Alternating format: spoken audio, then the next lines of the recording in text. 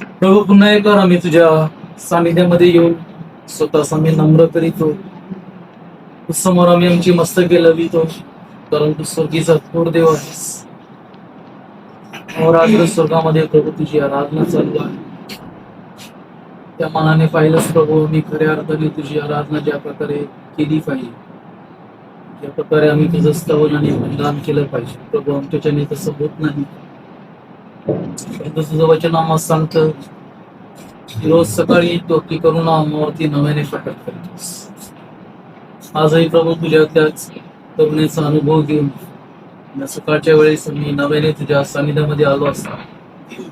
आजच्या दिवसभरातले जो आमचा संपूर्ण कार्यक्रम आहे, जो वेळ प्रभू आम्ही तुझ्या वचनाच्या अधीन समर्पित करणार आहोत, तो वेळ प्रभू आम्हा सर्वांसाठी लाभाचा, आनंदाचा आणि आशीर्वादाचा असावा. पवित्र वचनामध्ये लपलेली गहन सत्य, रहस्य येणाऱ्या दिवसांमध्ये कशा प्रकारे आपला उद्देश सिद्धीस घेऊन जाणार आहेस प्रभू, ते तुझ्या वचनातून पाहण्यासाठी आम्हास लागणारी कृपा करू. विशेष करून तुझे दास आमच्या डेव्हिड त्यांना तुझ्या सामर्थ्य हातांमध्ये आम्ही स्वाधीन करीतो. आम्ही जे ऐकणारे आहोत, आम्हावरती देखील प्रभू तुझे नियंत्रण राहू दे. तुझ्या पवित्र आत्म्याच्या मार्गदर्शनाखाली आणि प्रभू नियंत्रणामध्ये तो मस्त चालेल. आमची इथं बसणं प्रभू, आमचं सर्व प्रकारची हालचाल आणि आम्ही जे काही करू ते सर्व काही केवळ आणि केवळ तुझ्या नावाच्या गौरव असतो. धन्यवाद देतो, इथपर्यंत मास लागणारी कृपा पुरवली आहेस. पूर्व दिवसासंबंधाने प्रभू गरजेनुसार तो मास कृपा पुरवशील या विश्वासाने आम्ही तुला धन्यवाद आभार मानितो आणि तुझ्या सहाय्याची, तुझ्या दयेची आणि कृपेची याचना करी. प्रार्थना आमचा उद्धारक तारक प्रभू श्री ख्रिस्त तुझ्या नावामध्ये केली आहे म्हणून तो आहे. हिंदी गीत नंबर 28 गाएंगे. हिंदी गीत नंबर 28.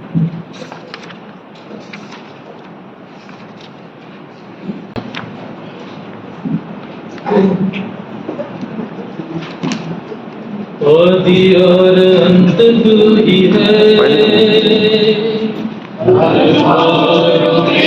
तू ही है, दोनों की स्तुति तू ही है, सब ज्ञान तू ही है, दोनों की स्तुति तू ही है, बुद्धि और सब ज्ञान तू ही है. यीशु तू महान है, यीशु तू अच्छा है, यीशु तू जिंदा है, यीशु तू धन्य है, दूतों की स्तुति तू ही है, बुद्धि और सब ज्ञान तू ही है, राजाओं का राजा तू ही है, प्रभुओं का प्रभु तू ही है, जीवन भरा पाप से मेरा जग अंधेरा और अशुद्ध सारा, जीवन भरा पाप से मेरा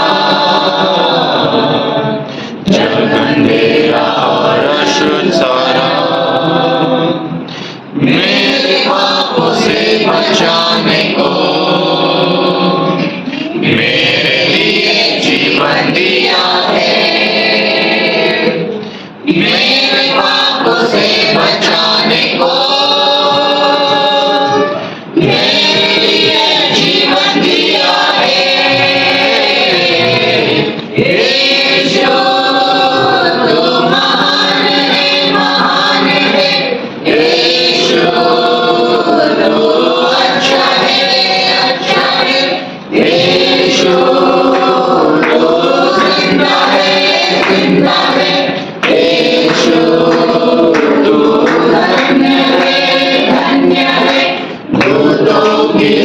स्तुति तू ही है, बुद्धि और सब ज्ञान तू ही है, राजाओं का राजा तू ही है, प्रभुओं का प्रभु तू ही है, सारे गुनाहगारों के लिए अपना खून बहाया यीशु ने, सारे गुनाहगारों के लिए अपना खून बहाया यीशु ने, आए वो रखी मार दी सही पर उसने अपनी जान, आए वो रखी मार दी सही पर उसने अपनी जान, यीशु तू महान है, यीशु तू अच्छा है, यीशु तू जिंदा है, यीशु तू धन्य है, दूतों की स्तुति तू ही है, बुद्धि और सब ज्ञान तू ही है, राजाओं का राजा तू ही है, प्रभुओं का प्रभु तू ही है, वायदा किया है तूने, वायदा तू करता है पूरा, वायदा किया है तूने, वायदा तू करता है पूरा, वायदे के लिए आते हैं, बरकतों की बारिश भूले, वायदे के लिए आते हैं, बरकतों की बारिश भूले,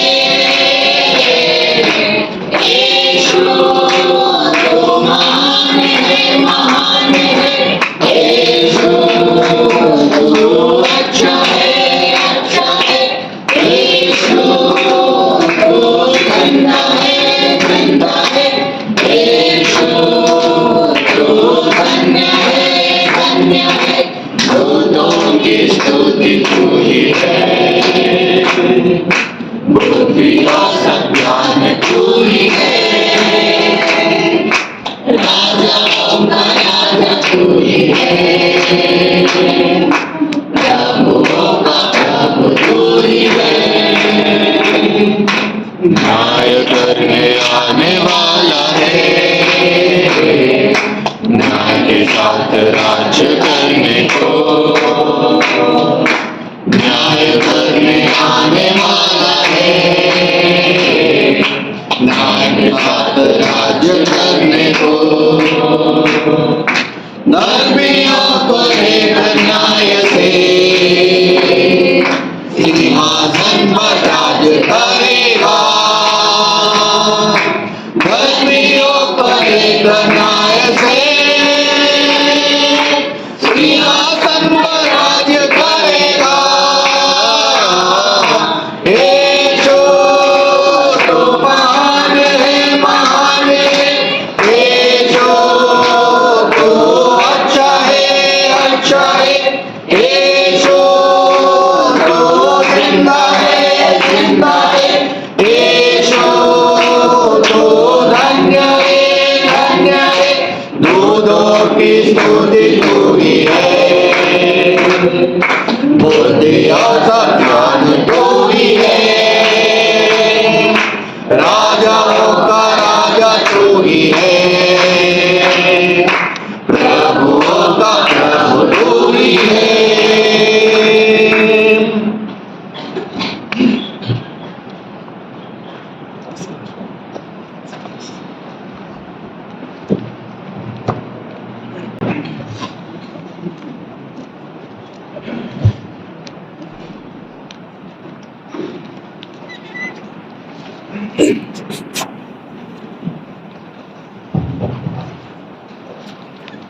प्रभु यीशु मसीह के बेटे और पवित्र नाम में आप सभी को जय मसीह की। फिर एक बार मैं प्रभु को धन्यवाद देना चाहता हूँ इस अवसर के लिए, और इस सुबह के वक्त में फिर एक बार इस प्रकार हमें इकट्ठा किया ताकि उसके वचनों के ऊपर हम थोड़े समय के लिए हम मनन कर सकते हैं। सच में कितना हमारा परमेश्वर महान, और जो परमेश्वर कहता है वो पूरा करने वाला भी परमेश्वर है। उसकी एक एक शब्द पूरा होते हुए हमने देखा है, कल भी, आज भी हम देखने वाले हैं, और पूरी दुनिया वो देखने वाली है कि बाइबल एक छोटी किताब नहीं है। बाइबल में हर एक अध्याय, हर एक वचन, हर एक फ्रेज, हर एक सेंटेंस और हर एक शब्द पूरा पाने वाला है। और मैं तो कहूँगा बाइबल के लगभग 81% पूरा हुआ है। जब दुनिया की ओर देखेंगे, लगभग 81% बाइबल के अंदर जो भी लिखा है वो पूरा हुआ है। अगर 81% पूरा हुआ है, इसका मतलब 19% भी आने वाले दिनों में जरूर पूरा होगा। इसमें कोई शक नहीं है, ना ही का कोई डाउट कर रहा है इसके अंदर पूरा होगा कि नहीं। विश्वास जैसे कल मैंने कहा था, अगर प्रभु की इच्छा रहेगी आज हम 2 विषय के ऊपर हम मनन रखने वाले हैं। वो है इस्राएल, और अंत के समय के अंदर जो साइंस है उसके ऊपर भी हम मनन करने वाले हैं। आज सुबह से हम 2 या 3 सेक्शन में हम इस्राएल के ऊपर हम मनन करने वाले हैं। पुराने समय में लोग मरने के पहले अपने बच्चों को या अपने लोगों को हमेशा आशीष देने का काम करते थे। मरने के पहले हमेशा आशीष देते थे, और उनके मरने के पहले हमेशा कुछ ना कुछ इच्छा रहती है। हर एक व्यक्ति की जो मरता है, जब वो बेड के ऊपर रहता है, उसकी कुछ ना कुछ इच्छा रहती है, आखिरी इच्छा। फॉर एग्जाम्पल अगर आप देखोगे अब्राहम की क्या इच्छा थी? मान लो मरने के पहले उसकी एक ही इच्छा थी, मेरा जो बेटा इसहाक, उसकी शादी हो जाए। वो उसकी इच्छा थी, और परमेश्वर ने वो उसकी इच्छा पूरी की। याकूब की क्या इच्छा थी? मेरे जो बेटे हैं उनको आशीष दे, और उसने मरने के पहले आशीष दिया। यूसुफ की क्या इच्छा थी? यूसुफ की एक ही इच्छा थी, मैं मिस्र देश में मरने वाला हूँ। उसको मालूम था मिस्र देश में मरने वाला हूँ, लेकिन उसको वो भी मालूम था एक दिन परमेश्वर ये इस्राएल लोगों को मिस्र देश से निकालकर वापस कनान देश में लेके जाने वाला है। इसके लिए मरने के पहले यूसुफ ने अपने भाइयों को और अपने बच्चों को उसने कहा, जब मैं मरूंगा मेरी जो अस्थियां है, मेरे जो बोन्स है, अस्थियां है, वो कनान देश में लेके जाओ, और जहां पर अब्राहम, सारा, इसहाक, लेया इनको दफनाया है, वहां पर वो अस्थियां रख दो। और 23 साल के बाद में जब मूसा निकला, मूसा ने यूसुफ की अस्थियां लिए और वो मकपेला नाम के कब्र में रख दिए। अब्राहम की इच्छा, मेरे बेटों की शादी, मेरा जो बेटा है उसकी शादी हो। याकूब की क्या इच्छा है? मेरे बच्चों को मैं आशीष दूं, इसके लिए उसने आशीष दिया। यूसुफ की इच्छा, मेरे अस्थियां वहां पर जाए। लेकिन इसहाक की इच्छा एक अजीब ही है। इसहाक की इच्छा क्या है? मालूम है? मरने के पहले मटन खाओ, मैं मटन खा के मैं याकूब और एसाव को मैं आशीष दूंगा। उसकी उस प्रकार की इच्छा थी, और वो इच्छा पूरी हुई। लेकिन हमें मालूम है परमेश्वर ने वो आशीष बदला, इसराइल को आशीष मिला, और बाद में याकूब एसाव को आशीष मिला। यहाँ पर भी जो मैंने वचन आपके सामने रखा है, वो मेरे लिए हिंदी में पढ़ तो अच्छा होगा। व्यवस्था विवरण ड्यूटरोनॉमी 33:29। हे इस्राएल, तू क्या ही धन्य है। हे यहोवा तुझी दात पावेली प्रजा, तेरे तुल्य कोण? वो तो तेरी सहायता की ये ढाल और तेरे प्रताप के तलवार है। तेरे शत्रु तुझे सराहेंगे और तू उनके स्थान को रोदेगा। Happy art thou, O Israel, who is like unto thee. धन्य है इसराइल। मूसा यहाँ पर इसराइल लोगों को आशीष दे रहा है। अभी मूसा को मालूम है अब मैं पहाड़ के ऊपर जाने वाला हूँ, वहां पर मैं मरने वाला हूँ, मैं परमेश्वर के साथ थोड़े समय रहूंगा और परमेश्वर वहां पर मैं मरने वाला हूँ। लेकिन मरने के पहले या उस पहाड़ के ऊपर जाने के पहले उसने हजारों लाखों जो इसराइली लोग हैं उनको यह आशीष दिया है। पूरा ये जो चैप्टर है 30 के चैप्टर, ये पूरा एक आशीष से भरा हुआ चैप्टर है। उसने हर एक लोगों को आशीष दिया, हर एक कौम को आशीष दिया। उसमें से एक चीज उसने कही, happy art thou, O Israel, who is like unto thee। यानी उसने एक चीज बताया, इसराइल के समान कोई है नहीं। और आज भी इस पृथ्वी के ऊपर इसराइल के समान कोई है नहीं। बाइबल के अंदर इसराइल ये जो शब्द है ये 2301 टाइम आता है पूरी बाइबल में। इसराइल ये जो शब्द है 2301 बार आता है और इसमें से 2576 वर्सेस में आता है। 2576 वर्सेस के अंदर इसराइल आपको मिलेगा। कितनी बार मिलेगा? 2301 बार। इसका मतलब बाइबल के अंदर इसराइल ये शब्द है बहुत बड़े पैमाने में लिखा हुआ है। फिर वो पुराने नियम में हो या नए नियम में हो। अगर आप देखोगे इसराइल ये जो नाम है ये तीन चीजों को दिया गया है। इसराइल ये नाम सबसे पहला जिसको ये नाम मिला है वो है याकूब को। याकूब को इसराइल भी कहा गया है। याकूब उसका पुराना नाम, परमेश्वर ने बदल के उसका नया नाम रखा इसराइल, यानी उसको एक नया नाम मिला। यानी जब हम इसराइल ये शब्द सुनते हैं इसका मतलब क्या है? जेकब, याकूब। उसका दूसरा भी अर्थ हो सकता है इसराइल में। यहाँ पर मैंने ये अगर आप कुछ बाइबल के अंदर पीछे मैप रहता है आप देखोगे इसराइल पूरा एक देश था पहला, लेकिन रहबाम के टाइम पे दो भाग हुए, यहूदा और बन्यामीन ये नीचे आए और बाकी जो 10 ट्राइब्स ये सब ऊपर चले गए और इन 10 ट्राइब्स को नाम मिला इसराइल। यानी ये 10 लोगों को 10 जो कौम है उसको भी इसराइल बाइबल में कहा गया है। पहले याकूब को, दूसरी चीज इस 10 ट्राइब्स को भी इसराइल कहा गया है और तीसरी चीज पूरा देश इसराइल, यानी यहूदी लोग जो है पूरी जो यहूदी कम्युनिटी है उसको भी नाम मिला है इसराइल। अब बाइबल के अंदर सबसे पहली बार इसराइल शब्द कहाँ पर आता है? जेनेसिस 32 वर्स 20 कोई पढ़ेगा? उत्पत्ति 32वां अध्याय 28वां। ने कहा मेरा नाम अब याकूब नहीं परंतु इस्राएल होगा। तेरा नाम याकूब नहीं इसराइल होगा। इसराइल ये जो शब्द है सबसे पहली बार किसके मुंह से निकल रहा है?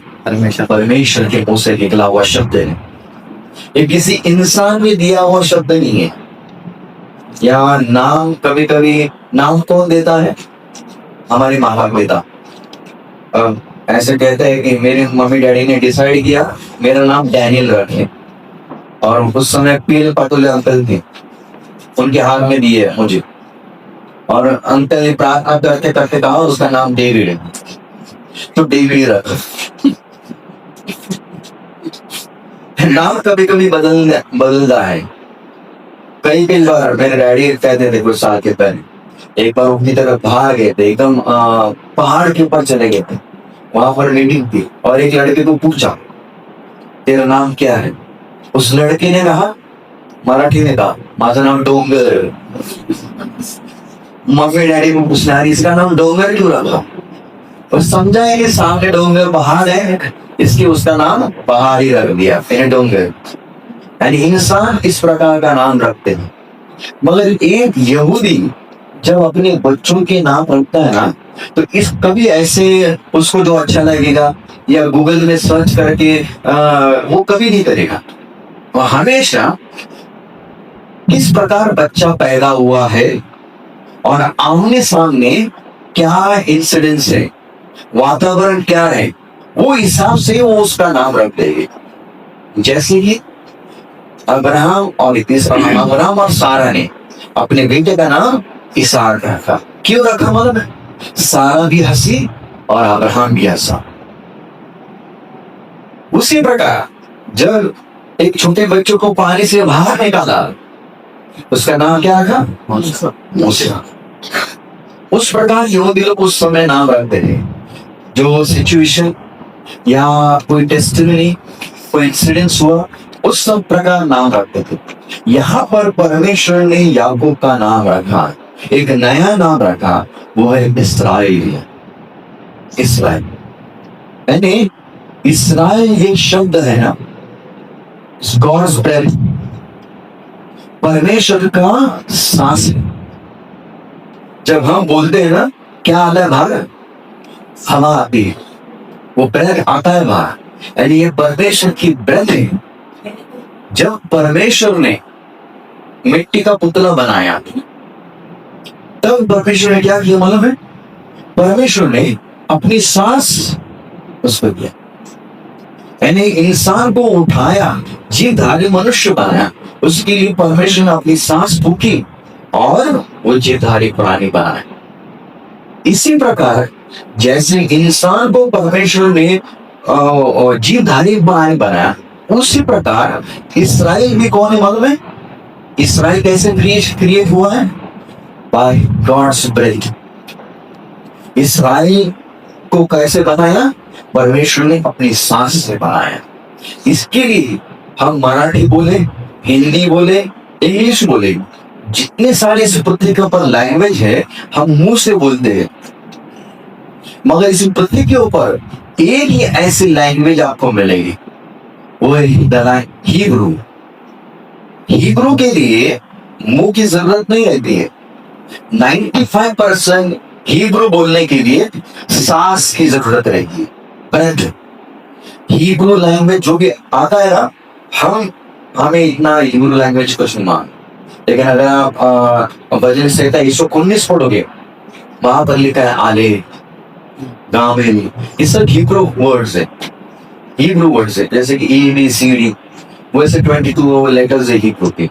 और हिब्रू लैंग्वेज हमें तो नहीं आता है, लेकिन हिब्रू लैंग्वेज बोलने जब बोलता है ना व्यक्ति यहूदी, वो भाषा अंदर से बाहर नहीं लगती, उसके अंदर ब्रेथ का इस्तेमाल ज्यादा होता है, ये हिब्रू लैंग्वेज। और इसके लिए विश्वासियों, इस पृथ्वी के ऊपर उसके समान लैंग्वेज है ही नहीं, और उसकी तुल्य कोई देश इस पृथ्वी के ऊपर है ही नहीं।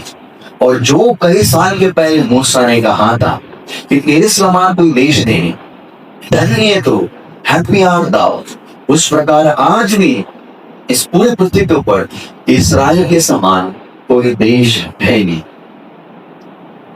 अगर कोई एक नया व्यक्ति रहेगा, उसके सामने वर्ल्ड का आप लाके रख दो और उसको कहो इस्राएल ढूंढ के बताओ, तो ढूंढना उसके लिए मुश्किल रहेगा। क्यों मालूम है? USA आराम से मिलेगा, इंडिया आराम से मिलेगा, रशिया आराम से मिलेगा, ऑस्ट्रेलिया आराम से मिलेगा, लेकिन इस्राएल जो देश है वो ढूंढने के लिए बहुत मुश्किल मिलेगा उसको। हाँ, जो जानते हैं उनको आसानी से मिलेगा, लेकिन इतना सा छोटा देश है। लेकिन फिर भी मूसा क्या कह रहा है? हैप्पी आर दाओ, उसके तुल्य इस पृथ्वी के ऊपर कौन सा देश है? भारत देश नहीं, अमेरिका नहीं, ऑस्ट्रेलिया नहीं, रशिया नहीं, ये सब देश नहीं जा रहे, लेकिन इस्राएल के समान उस इस पृथ्वी के ऊपर कौन सा दूसरा देश है नहीं। भले वो छोटा है, हम आगे देखेंगे कितना छोटा है और कैसे कितना पावरफुल है वो देश के बारे में हम और देखने वाले हैं। ये जब परमेश्वर ने सारी सृष्टि को बनाया, परमेश्वर शुरुआत में बाइबल अगर आप खोलोगे वहां पर शुरुआत में आपको इंडिविजुअल्स मिलेंगे, आदम, हवा, हनोक, ऐसे मिलेंगे। बाद में सेकंड स्टेप और अगर आप आगे जाओगे आपको दूसरी चीज मिलेगी, फैमिली, नोआ का परिवार, अब्राहम का परिवार, आपको फैमिली मिलेगी। लेकिन जैसे आप उत्पत्ति उसका 12वें अध्याय के अंदर जाओगे वहां पर इंडिविजुअली मिलेगा, वहां पर फैमिली भी मिलेगी और वहां पर एक देश भी मिलेगा। उस 12वें अध्याय की शुरुआत में ही परमेश्वर ने कहा मैं तुझसे एक बड़ा देश बनाऊंगा। अब्राहम से कहा 12वें अध्याय से जो इस्राएल देश की शुरुआत वही से हुई। यानी परमेश्वर ने ये देश को निर्माण कहां पर किया, 12वें अध्याय। इस देश को नाम कहां पर दिया, 32वें अध्याय। और आज भी ये देश इस पृथ्वी के ऊपर है। और परमेश्वर ने कलीसिया को कहां पर निर्माण किया, प्रेरितों का उससे दूसरा अध्याय, पेंटिकॉस्ट के दिन में। यानी चर्च को सबसे लास्ट बनाया, सबसे लास्ट, लेकिन जो आखिरी है वही पहले। स्वर्ग में कौन जाने वाले, कलीसिया पहले जाने वाली है। कलीसिया के अंदर कौन है, हमारा। अगर एक यहूदी व्यक्ति है जो यीशु मसीह के ऊपर विश्वास करते हैं वो भी कलीसिया में है, वो भी कलीसिया में है। यानी जब प्रभु यीशु मसीह आएगा वो भी जाएगा। लेकिन जब कलीसिया स्वर्ग में जाने के बाद में इस पृथ्वी के ऊपर सिर्फ दो ही लोग रहने वाले हैं, यहूदी लोग और अन्य जाति के लोग, अविश्वासी लोग इस पृथ्वी के ऊपर रहने वाले हैं। अगर आप दुनिया की तरफ देखोगे, एक इस्राएल देश एक होली लैंड करके माना जाता है। होली लैंड, मुझे होली लैंड जाना है। ये 3 रिलीजन के लिए ये होली लैंड माना जाता है। वो है यहूदी लोग, क्रिश्चियन लोग और मुस्लिम लोग। इन तीनों के लिए ये बहुत ही महत्वपूर्ण देश माना जाता है। क्रिश्चियन लोग के लिए क्या, लगभग मोर देन 60-70% बाइबल जो भी हुआ है बाइबल के अंदर वो सब उसी देश में हुआ। प्रभु यीशु मसीह ने अपना काम, अपनी सेवा इसी देश में किया। बड़े बड़े चमत्कार, समंदर के ऊपर चला, इसी देश का समुद्र था। इसी देश में यीशु मसीह का जन्म हुआ, उसने अपनी सेवा शुरू की। इसी देश में वो मर भी गया, वापिस उड़ भी गया और उसी देश से स्वर्ग में भी वो चला गया। यानी ये ऐसा देश क्रिश्चियन लोग के लिए है। उनकी हमेशा एक इच्छा रहती कि हम जीवन में कभी कहीं नहीं कई बार एक बार वहां पर जाके आए। और याद है कुछ साल के पहले मैं रेवल्यूशन की किताब सिखाया था, कुछ साल के पहले वसी कलीसिया में। तो मेरे अंकल जो कोई सिस्टर को जानते हैं, सूर्य अंकल, वहां के अंडर है, वो रिटायर हो गए। और रिटायर होने के बाद हमने उन हस्बैंड एंड वाइफ ने कहा, सोचा कि हम इस्राएल देश में जाएंगे। और वो निकलने के पहले उन्होंने मुझे कहा, डेविड एक काम कर, मेरी इच्छा है कि तू मेरे साथ चल, मैं तुझे लेके जाना चाहता हूँ। मैंने कहा नहीं, अरे ऐसे अच्छा भी नहीं लगता है जाना उनके साथ। उन्होंने कहा अरे मैं आता हूँ, मैं सब करता हूँ तेरे लिए, मैं तुझे लेके जा रहा हूँ क्योंकि तू इतना इस्राएल के बारे में बताता है, मेरी इच्छा है। मैंने कहा नहीं, मैंने उनको कुछ कहा नहीं, लेकिन मन में एक चीज मुझे मालूम है, भले आज हम पैसे देकर जा सकते हैं या कभी तक हम पैसे देकर भी न जा सकते कहाँ, लेकिन एक दिन प्रभु हमारा हर एक विश्वासी हमको इस्राएल देश में लेके जाने वाले, और वो free of cost, free of cost. अब इन लोग मेरे यहाँ पे और पूरी दुनिया के लोग जाते हैं, कहां से जाते हैं, भारत देश से इस्राएल देश जाएंगे। लेकिन विश्वासी कहां से जाने वाले मालूम है, स्वर्ग में से इस्राएल देश जाने वाले। और वो सबसे धन्य बात है, पहला स्वर्ग में जाओगे, बाद में इस्राएल देश हम लगभग 1000 साल रहने वाले हैं। इन लोग तो 4-7 दिन रहते हैं, और वो भी ऐसे देश में कब बॉम्ब ऊपर से आएगा मालूम नहीं, कब फ्लाइट कैंसिल होगी मालूम नहीं। लेकिन हम जो जाने वाले हैं ऐसे देश में जाने वाले जहां पर सिर्फ शांति है, कभी बॉम्ब नहीं आएगा, और वो भी एक नहीं, दो नहीं, 1000 साल वहां पर हम रहने वाले हैं। इसलिए क्रिश्चियन लोग के लिए एक सबसे महत्वपूर्ण एक लैंड, होली लैंड माना जाता है। दूसरी चीज, यहूदी लोगों के लिए भी ये होली लैंड माना जाता है। क्यों? कि वहां पर कई ऐसे स्पॉट्स है, जैसे कि अब्राहम ने इसहाक को वहां, इसहाक के बदले वहां पर मेमने का अर्पण किया। एक महत्वपूर्ण स्पॉट माना जाता है इसराइल और यहूदी लोगों के लिए। वो दाऊद, मूसा ने ऐसे कई ऐसे बड़े बड़े काम किए, कई ऐसे चीजें या जगह वहां पर है, वो यहूदी लोगों के लिए बहुत ही महत्वपूर्ण बात मानी जाती है, जहां पर परमेश्वर की महिमा कई साल के पहले उतरी थी। यानी इसके लिए यहूदी लोगों के लिए महत्वपूर्ण स्पॉट माना जाता है। इतना ही नहीं, लेकिन मुस्लिम लोगों के लिए भी एक महत्वपूर्ण स्पॉट माना जाता है इस्राएल। आज मुस्लिम लोग कहां पर देखकर प्रार्थना करते हैं? नहीं, सऊदी में, मक्का, मदीना, वहां पर देखकर वो प्रार्थना करते हैं। लेकिन उसके पहले वो तो मक्का मदीना तो बाद में आए, लेकिन उसके पहले मुस्लिम लोग हमेशा यरूशलेम की ओर देखकर प्रार्थना करते थे। क्यों? ये कहां से निकला मालूम है? दानियेल 6 अध्याय के अंदर उसने वही प्रार्थना की, वैसी ही प्रार्थना की, यरूशलेम की ओर वो देखकर प्रार्थना कर रहा। लेकिन परमेश्वर को आज धन्यवाद दे रही, आज हमारे लिए ऐसे कोई एक ऐसी चीज नहीं है कि वहीं पर देखो, नहीं तो हर एक व्यक्ति को कंपास लेके घूमना पड़ता था। कहाँ पर है वो स्पॉट, वहीं पर देखो और प्रार्थना करो। अभी आप कहाँ पर भी देखो, कहाँ पर भी रहो, कहाँ पर भी जाओ, प्रार्थना हम और आप कर सकते हैं, सिर्फ विश्वास होना चाहिए।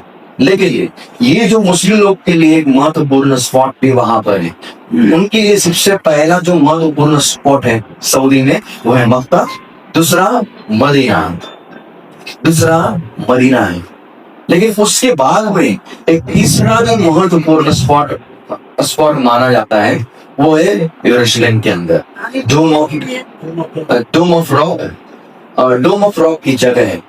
वहां पर ये मुस्लिम लोग का कब्जा आज भी है, जहां पर अब्राहम ने इसहाक यानी मेमने का अर्पण किया था, जहां पर सुलेमान ने मंदिर बांधा था, वो आज यहूदी लोगों के हाथ में नहीं है, वो आज मुस्लिम लोगों के हाथ में है।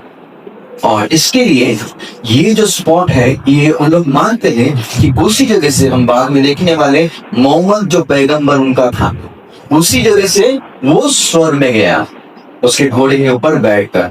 ऐसे उन लोग मानते हैं, कुरान में लिखा है, लेकिन बाइबल में वैसे कुछ लिखा नहीं है। इसके लिए उनके लिए एक महत्वपूर्ण एक स्पॉट माना जाता है। इतना ही नहीं, विश्वासियों, उसमें से पूरे इस्राएल देश में एक और एक नगर है जिसको पवित्र नगर करके जाना जाता है, Holi Jerusalem, the holy city, Holi land and holy city. Holy city है, आप ये वचन पढ़ो, मैं वहां पर लिखा है नेहमिया, आइज़ाया, डैनियल, मैथ्यू, रेवलेशन, उसके अंदर आपको मिलेगा ये होली सिटी। ये जो नगर है यरूशलेम, ये दुनिया के लिए, यहूदियों के लिए एक पवित्र नगर भी माना जाता है, होली सिटी। कोई देने की ज़रूरत है, उसका 13 पाठ है, पहला वचन कोई पढ़ेगा?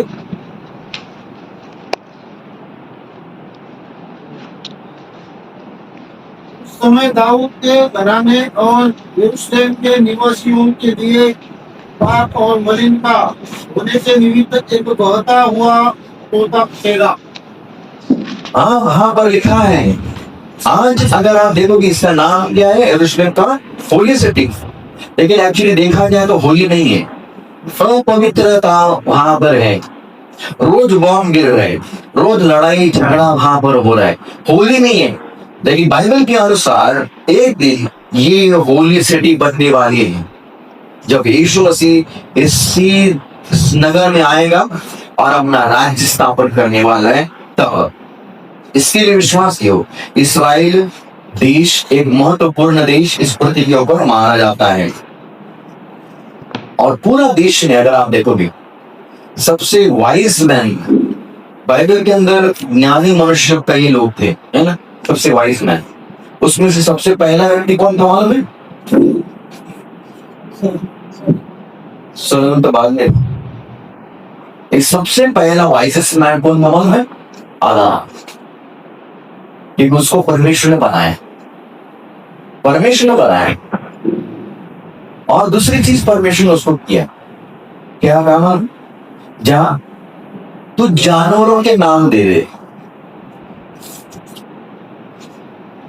अब मुझे मालूम है जब कुछ साल के पहले मैं जब जॉब पे था, मैं टेक्सटाइल डिजाइनिंग करता था। जो बेडशीट के ऊपर जो डिजाइन रहते हैं वो जो बाहर इटली या जर्मन में वो जाते थे डिजाइन, और हर एक डिजाइन को नाम दे देते हम लोग। मैं ही देता था नाम।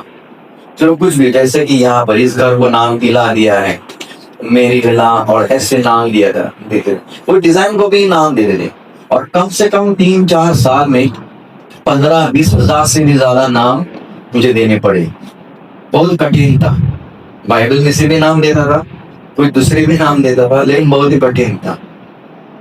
मैं सोचता था कि आदम को क्या परमेश्वर ने बुद्धि दी रहेगी, इतने नाम देना। इस पृथ्वी के ऊपर कितने आए तो जमाल में आप कोई कह सकता है कितने? बोलो जल्दी नाम, कितने बोल सकते हो यहाँ पर? लायन, टाइगर, जिराफ, बस वही 50 से ज्यादा बोलता हूँ कोई व्यक्ति। 24,000 से भी ज्यादा इस पृथ्वी के ऊपर आए थे। और उस समय तो और ज्यादा रहे कि कुछ अभी देखते ही है ही नहीं अभी। यानी इतने नाम किसने दिए? आदम ने दिए। परमेश्वर ने टेस्ट करा था, तुम इनको नाम दे। इन तारों के नाम परमेश्वर ने दी। जो स्टार्स के नाम है, ओरायन, ये सब बाइबल के अंदर मिलेंगे आपको। स्टार्स के नाम, ये कई नाम बाइबल के अंदर के आपको मिलेंगे, ये परमेश्वर ने दिए। जानवरों के नाम परमेश्वर आदम ने दिए। लायन, टाइगर, आज भी इस पृथ्वी के ऊपर चल रहा है। लेकिन सब्जियों के नाम किसने दिए? मान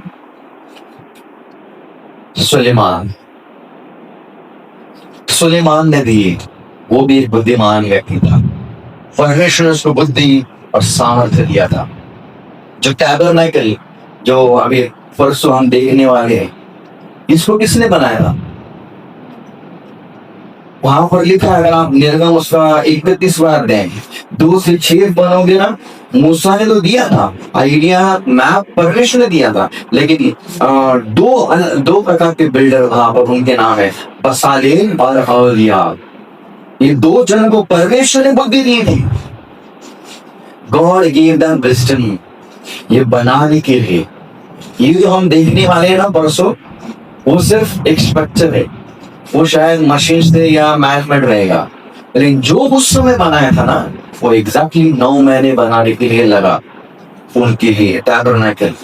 और इनके लिए परमेश्वर उनको विशेष तौर पर बुद्धि दी थी। बसालेल इनको बुद्धि दी। इतना ही नहीं, अगर आप देखोगे ना, शैतान भी एक वाइज है। शैतान भी एक वाइज है। लेकिन जब परमेश्वर शैतान का विजडम, शैतान की बुद्धि को कंपेयर कर रहा है ना, और पुराने नियम में सबसे वाइजेस्ट मैन कौन था आपको बता सकते हैं? हमारे लिए सुलेमान है, सुलेमान। लेकिन परमेश्वर के लिए कौन अलग ही व्यक्ति था? जब परमेश्वर शैतान, लूसीफर, वो पहले लूसीफर था, नीचे आया और शैतान बन गया। उस परमेश्वर जब उसकी बुद्धि को कंपेयर कर रहा है, तो मेरे एज के लिए उसका 28 है। तीसरा फल कोई पढ़ेगा? एज के 20:3।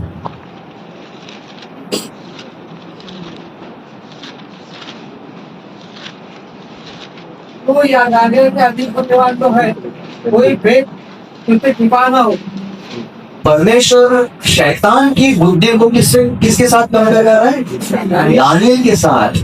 यानी दानियल तो था ना, उस सुलेमान से भी बुद्धिमान था। कितना बड़ा वाइज मैन वो रहेगा। ईरान में परमेश्वर ने उसको रखा। ऐसा व्यक्ति उस समय परमेश्वर ने चुना। और ये सारी चीजें जो कल हमने देखी, दानियल की किताबें हैं, वो सब उसको बताएगी। यानी परमेश्वर ने शैतान की विजडम को दानियल के साथ कंपेयर किया, एंड तू दानियल के से ज्यादा को बुद्धिमान है। सुलेमान को कंपेयर नहीं किया, दानियल को। और हम सब जानते हैं यूसुफ भी कितना बुद्धिमान था, दाऊद, डेविड वो भी कितना बुद्धिमान था, मूसा कितना बुद्धिमान था, अपोस्टल पॉल कितना बुद्धिमान था, अबीगैल औरत है लेकिन फिर भी कितने कितने बुद्धिमान थे, एस्तर कितनी वाइस वुमन उस समय थी। ये जितने सारे यहूदी लोग हैं बाइबल के अंदर लिखे हैं, ये सब परमेश्वर ने उनको बुद्धि दी, परमेश्वर को विस्डम दिया था। और उस समय ऐसे बुद्धिमान वाइज मैन रहते थे इस्राएल देश में या अलग अलग दूसरे देश में। परमेश्वर ने उनको रखा था और उनका उस इस्तेमाल परमेश्वर ने अपना कार्य करने के लिए पूरा किया। यूसुफ को मिस्र देश में रखा, एस्तर को ईरान में रखा, पर्शिया में रखा, दानियल को ईरान में भी रखा, ईरान में भी रखा दानियल को। ऐसे लोग वहां पर उस समय परमेश्वर ने रखे गए थे ताकि परमेश्वर की योजना, परमेश्वर का जो बड़ा प्लान है वो आने वाले दिनों में पूरा हो जाए। इसके लिए विश्वासियों कभी इस्राएल और इस्राएली लोगों को तुच्छ मत कभी रखना, कभी हेय मत करना, कभी उनको कम समझना मत। परमेश्वर मूसा क्या कह रहा है, तेरे तुल्य तेरे समान कोई देश नहीं, तेरे समान कोई देश है नहीं। विश्वासियों अगर आप इस दुनिया की ओर देखें, जो चित्र उस समय बाइबल के अंदर था वही चित्र आपको आज भी मिलेगा। आज भी इस पृथ्वी के ऊपर वाइजेस्ट मैन, ज्ञानी लोग कहां पर मिलेंगे? हम इस्राएल देश के अंदर। उन्होंने क्या क्या किया इस पृथ्वी के ऊपर? Happy art thou who is like unto thee, O Israel. कौन है? आप देखोगे इस्राएल के समान कौन है? और इस्राएल ने कितनी सारी चीजें इस पृथ्वी के ऊपर किए हैं, उन्होंने शुरू किया है इस्राएल के ऊपर। और आज भी यहाँ पर 98% लोगों के पास इस्राएल अभी भी है। हम देखेंगे बारे में क्या है। पहली चीज अगर आप देखोगे लेजर बीम रहता है, मॉल में आप जाओगे डायरेक्ट से वो लेजर बारकोड स्कैन करता है। इसकी शुरुआत, इसका इन्वेंशन कहाँ पर हुआ? यहूदी। मैंने यहाँ पर सिर्फ डिटेल लिखे हैं, आप बाद में पढ़ सकते हो या फोटो क्लिक कर सकते हो। इसका इन्वेंशन, इसकी शुरुआत किसने किया? एक यहूदी व्यक्ति। भले ही ये यहूदी है, इस्राएल देश में नहीं रह रहे, कई दूसरे देश में रह रहे। कई लोग आपको ऐसे मिलेंगे जो अमेरिका में भी आज भी रह रहे, लेकिन वो कौन है? यहूदी व्यक्ति।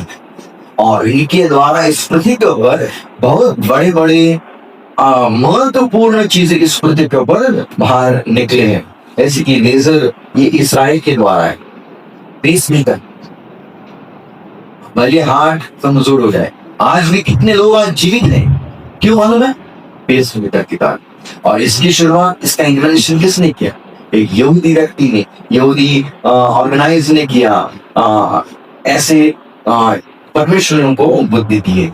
आईसीयू में जाओगे आपको ये मशीन मिलेगा, हर एक सीरियस पेशेंट के बाजू में ये मशीन आपको मिलेगा। ये मशीन हार्ट को रिदम उसका कंट्रोल में लाने वाले मशीन है। यानी जब भी एक व्यक्ति सीरियस रहता है उसके बाजू में कौन आपको मिलेगा? इस्राएल। मरने के समय में भी बाजू में आपको इस्राएल मिलेगा। भले अभी आज इस पृथ्वी के ऊपर नए नए कंपनीज आए, लेकिन इसकी शुरुआत इस्राएली लोगों ने ही किया है। इतना ही नहीं, ऐसे कई चीजें हैं जो कुछ साल के पहले इन्होंने इन्वेंशन, ये सारी चीजें की है। स्टील का इन्वेंशन किसने किया? आज डॉक्टर कहते हैं एल्यूमिनियम में खाना मत बनाओ, कैंसर हो रहा है, लेकिन अच्छा कौन सा है? Metal, steel. ये स्टील का इन्वेंशन किसने किया? यहूदी ने। ये फॉर्मूला, ये Albert Einstein, E is equal to mc square, ये फॉर्मूला ये करने वाला कौन है? Albert Einstein. इसके बारे में ऐसे कहते हैं कि इस व्यक्ति को 100 लोगों का ब्रेन था। इतना बुद्धिमान वो व्यक्ति था। वो कौन है? यहूदी व्यक्ति, अल्बर्ट आइंस्टाइन। इतना ही नहीं, बाद में कॉलेरा का वैक्सीनेशन, ये व्यक्ति भी आपको मिलेगा, एक यहूदी व्यक्ति, और इसका नाम डॉक्टर वाजिमार मर्दखै हफ्ती, ये व्यक्ति। और इसी व्यक्ति ने, आप अगर बजट में आओगे, हफ्ती इंस्टीट्यूट मिलेगा। सिस्टर कई साल वहां पर उसके बाजू में काम करते थे, वाड़ी हॉस्पिटल में। हम भी कई साल के पहले वहीं पर रेंट से रहते थे, ब्रदर्स आए थे हमारे घर। एग्जैक्टली उसके सामने वो इंस्टीट्यूट, हफ्ती इंस्टीट्यूट। ये किसने किया? ये भारत देश के अंदर भी आके चला गया, उसने ये किया। और इसने ये वैक्सीनेशन शुरू किया कॉलेरा का। पोलियो का वैक्सीनेशन किसने लाया इस पृथ्वी पर? आज भी कई लोग पोलियो के अंदर आज त्रस्त हैं, लेकिन इसकी शुरुआत ये यहूदी एक व्यक्ति से किया गया है। न्यूक्लियर वेपन, न्यूक्लियर वेपन, इसकी शुरुआत, इसका फॉर्मूला किसने बनाया?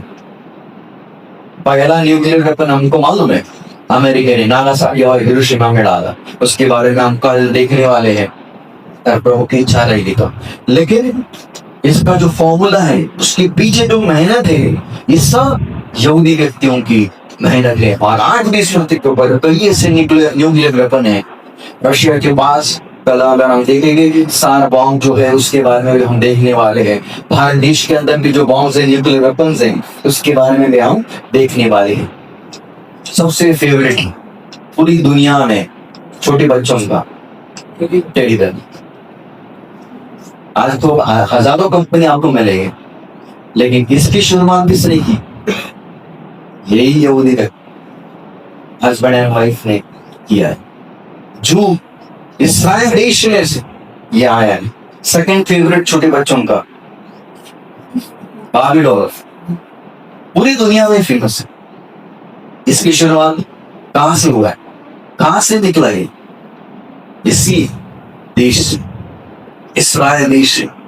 इस प्रकार का देश आपको कहीं पर मिलेगा नहीं मिलेगा। इस प्रकार का देश किसी ने कैरी नहीं किया रहेगा। ईयरबड, इसकी शुरुआत किसने किया? यहूदी लोग, इस्राएल लोग।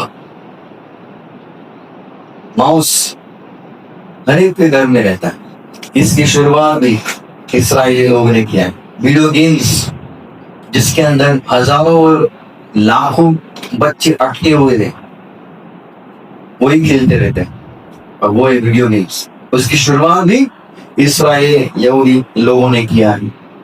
बाद में ये जो चलने का, जो अगर किसी को पैर नहीं है, ये जो स्ट्रक्चर है पूरा पैर का, वो जो रोबोटिक लेग्स है, वो भी यहूदी लोगों ने बनाए। यानी कितना बड़ा एक आशीष पूरे पृथ्वी के ऊपर है। बॉल पेन, इसकी भी शुरुआत एक इस्राएली देश ने किया, ये यहूदी व्यक्ति ने किया है। कई साल के पहले इस पृथ्वी के ऊपर मोबाइल आए। मोबाइल का 90% पार्ट इस्राएल के ही रहते, भले वो चाइना में बने दो, भले वो यूएस में बनने दो, कौन सा भी मोबाइल हो, इसके अंदर आपको इस्राएल मिलेगा। और कई साल के पहले बेंजामिन नेतन्याहू ने कहा था, if you are holding a phone, you are holding a piece of Israel. यानी हर एक व्यक्ति, आज सबके पास मोबाइल है ना, यानी हम इस्राएल को पकड़ रहे हैं। ये बेंजामिन उनका प्राइम मिनिस्टर, उन्होंने कहा था ये भाषा। कई ऐसे चिप्स जो और माइक्रो चिप्स, ये सारे फ्लैश कार्ड, इस सब कार्ड्स जो है ना, ये यहूदी लोगों ने बनाए हैं। ये सभी, इसकी शुरुआत भी यहूदी लोगों ने किया है। बाद में आज हर एक कार के अंदर उसका इस्तेमाल होता है। अडास्ट्रिक फीचर, जो कैमरा छोटे छोटे, इसकी शुरुआत कहां से निकला है? यहूदी इस्राएल इसराइल एक इस पृथ्वी का और एक आशीष से भरा हुआ देश है। इतना ही नहीं है, अभी तो आने वाले दिनों में हर एक कार के अंदर रहेगा। शायद वापिस सुपर प्राइम मिनिस्टर कहेगी, if you are driving a car, you are driving Israel. यानी हर एक कार के अंदर ये अभी कंपल्सरी या जरूरी एक छोटा सा पार्ट रहेगा, रहने वाला ही है। इतना ही थी, मगर इसराइल के पास इतनी बड़ी और इतनी महत्वपूर्ण टेक्नोलॉजी है जो रिसाइकलिंग का काम करती है। समुद्र का पानी यूजेबल, हाँ। फिर बाद में ये टेक्नोलॉजी कई देशों ने लिया है, और अमेरिका के पास भी ये टेक्नोलॉजी कई ऐसे देशों ने भी लिया है। यानी जो समुद्र का पानी है वो एकदम सुंदर पानी बनाने का यही करते हैं। ये आपको कई बार कई इसराइल देश में आपको मिलेगा। इतना ही नहीं है, लेकिन हवा से पानी, वाटर फ्रॉम एयर, इसकी शुरुआत भी इसराइल, ये आप देखोगे ना, इन्होंने किया है। इसकी शुरुआत भी इसराइल यहूदी लोग ने किया है। ये सच में कितना बड़ा एक महत्वपूर्ण देश इस पृथ्वी के ऊपर इसराइल माना जाता है, और इस पृथ्वी के ऊपर इसराइल एक ऐसा देश माना जाता है। सबसे ज्यादा स्टार्टअप कंपनी इसराइल देश के अंदर ही है, और लगभग 40% उसके अंदर स्त्रियां आपको मिलेंगे। कई ऐसे स्त्रियां आपको मिलेंगे। कई महीने पहले इसराइल लोगों ने ईरान के ऊपर, जो अली खमानी उसके ऊपर अटैक किया, प्लेन चलाने वाली लगभग मोर देन 50% और लड़कियां इसराइल इतना बड़ा आशीष का कारण इस पृथ्वी के ऊपर है। कभी भूलना मत, इसराइल में से ही बाइबल भी आया, क्योंकि यहूदी लोग 99% बाइबल किसने लिखा है? यहूदी लोग है।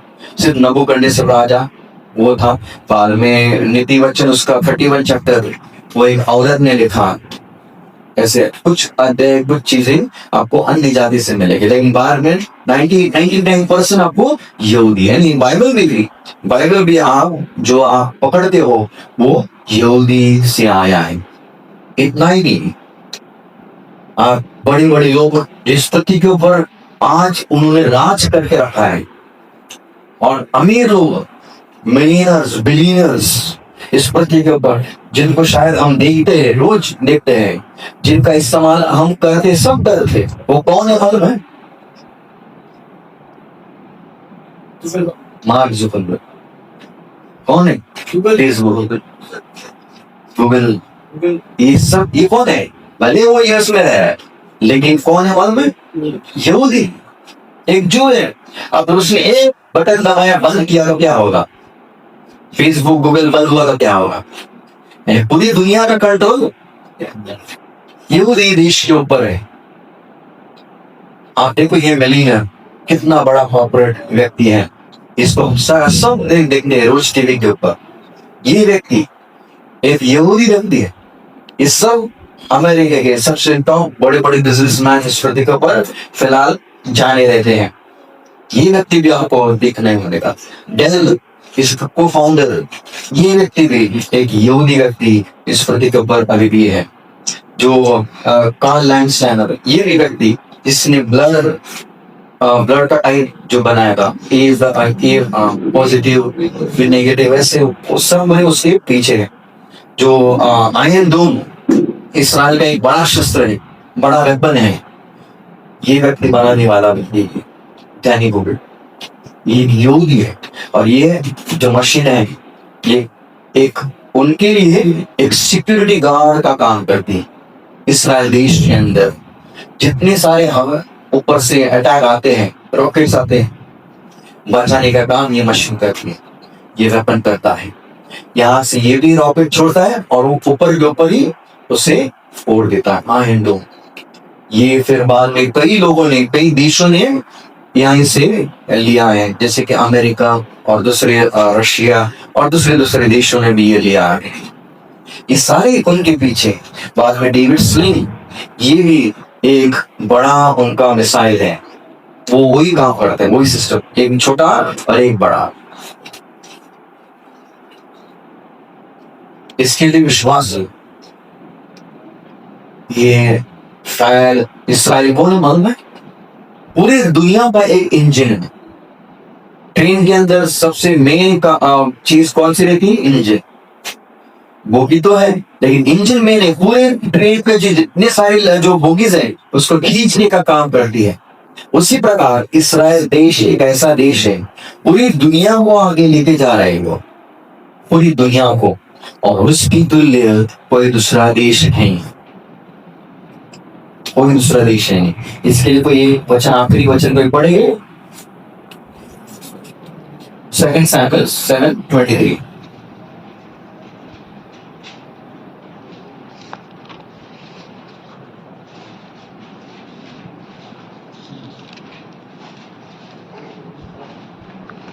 Second Samuel 7:23। क्योंकि प्रजा इस्राएल के लिए कौन है? वह वो कि वह में एक ही जाति है जिसे परमेश्वर ने जाकर अपने निज प्रजा करने को चुराया, इसलिए कि वो अपना नाम करे और तुम्हारे लिए बड़े बड़े काम करे, और तू अपनी प्रजा के सामने इसे पूरे मिस्री आदि जाति जाति से जो वो और उनके देवताओं ने छुड़ा दिया, अपने देश के लिए भयानक काम करे। यहाँ पर भी लिखा है वही चीज कि what one nation in the earth is like thy people, even like Israel, and इसके तुल्य लोग है ही नहीं। मूसा क्या कह रहा है? इसके तुल्य कोई देश है ही नहीं। और यहाँ पर हमें क्या दिखाई देता है? उसके लोग, उसके समान कोई लोग है ही नहीं, उसके तुल्य कोई देश नहीं। ये अब तक हमने देखा, सुबह से अब तक हमने देखा, ये वन पिक्चर है, एक साइड का पिक्चर है जिसको हम कह सकते हैं the good side of Israel. Israel की अच्छी बात है। अगर प्रभु की इच्छा रही नेक्स्ट सेशन में हम देखेंगे the worst side of Israel.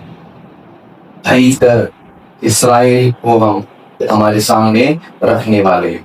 हाँ विश्वास लो, इसके लिए ऐसा देश इस पृथ्वी के ऊपर रखा है, इसके लिए परमेश्वर को हम धन्यवाद दे सकते हैं और प्रभु करें इन वचनों के ऊपर अपने आशीष दे आए। फिर एक बार हम प्रभु को धन्यवाद देते हैं ये अवसर के लिए। हमने पहले सेशन में देखा किस प्रकार इसराइल देश इस पृथ्वी के ऊपर परमेश्वर ने निर्माण किया है, अपने सांस से, अपने शब्द से ये निर्माण हुआ एक देश है। और हमने देखा मूसा कह रहा है कि तेरे समान इस पृथ्वी के ऊपर कौन सा देश है, और सैमुएल में हमने पढ़ा कि तेरे समान लोग इस पृथ्वी पर है ही नहीं।